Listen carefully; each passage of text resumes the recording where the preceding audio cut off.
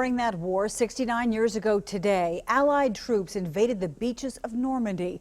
It was the D-Day invasion, and 2 News multimedia journalist Rico Bush talked to a veteran who remembers like it was yesterday.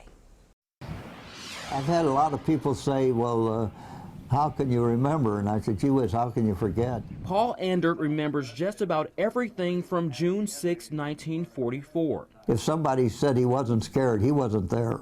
He served in the only armored division in the invasion of Normandy, their mission to move in and find secure areas for each unit.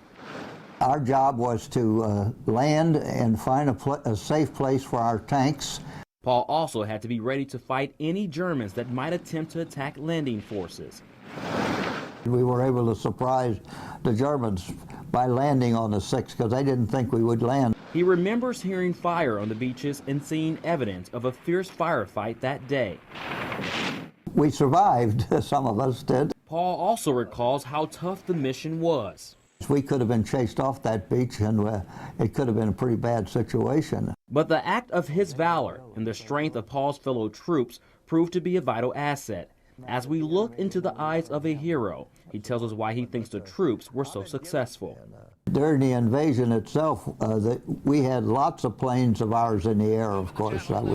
We dominated the airspace. Paul hopes his personal account of history will last for generations to come. Rico Bush, 2 News, works for you. And Paul is part of a Tulsa group that visits schools to share their stories with kids about World War II. And we thank you for sharing the story with us tonight, too. Well,